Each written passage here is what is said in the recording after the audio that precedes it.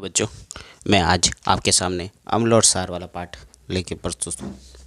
अम्ल और सार में क्या क्या टॉपिक है, क्या क्या संबंधित है, वो मैं आपको बताऊंगा अभी, है ना। तो ध्यान से समझिए। पहला आता है अम्ल, सारक और लवण। ये पाठ का नाम है, अम्ल, सारक और लवण।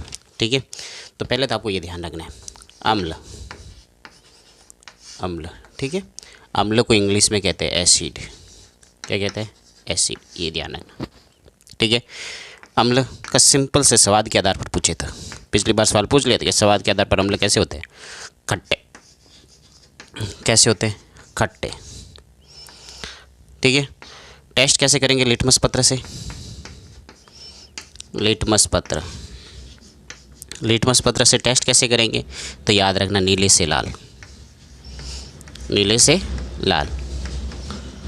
ठीक है, ये ध्यान रखना। इसकी ट्रिक्स भी याद रख लेना। लिटमस पत्र की कैसे याद रखोगे? सबको बता रखी है मैंने पहले भी। अनील, अ से हो जाएगा अम्ल, नी से नीला, ल से लाल। तो ध्यान रखना, अम्ल नीले से लाल कर देता है। ठीक है, और कुछ अम्लों के नाम याद रखने हैं आपको। HCl, H2SO4, HNO3, ये सब ये अम्ल है। ठीक है, एसिटिक अम्ल, जिसे एथेनिक अम्ल भी कहते हैं, ये आपको अम्ल याद रखने हैं। ठीक है, ये अम्ल के बारे में थोड़ी सी जानकारी। ठीक है, अब आते हैं सार। मैं सार के बारे में बता रहा हूँ। सार के बारे में समझना। सार, सारक कहते हैं जब ये पानी के अंदर घुल जाते हैं तब सार बन जाते हैं। अब सार स्वाद के आधार पर,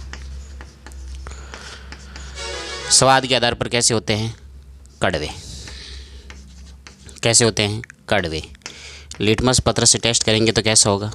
लिटमस पत्र से टेस्ट करेंगे तो लाल से नीला, लाल से नीला, लाल से नीला, लिटमस पत्र के आधार पर। ठीक है, अब कुछ सार के उदाहरण देखो, कौन कौन से हैं?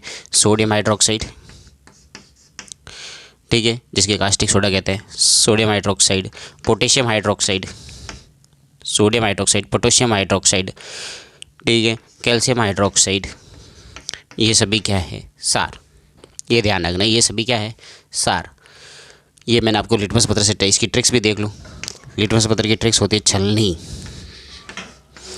छ से याद रखोगे क्षार, ल से लाल, नी से नीला। यानी सार क्या करता है? लाल से नीला कर देता है। ठीक है, ये मैंने आपको सार से बता दिया। अब आते हैं सूचक। क्या आते हैं? सूचक। देखो, मैं पूरे पाठ के बारे में बता रहा हूँ। सूचक, सूचक वे पदार्थ होते हैं जो अम्ल और सार का पता लगाते हैं। अम्ल व सार का पता लगाने वाले पदार्थ, अम्ल और सार का जो पता लगाने वाले पदार्थ होते हैं वो क्या होते हैं? सूचक।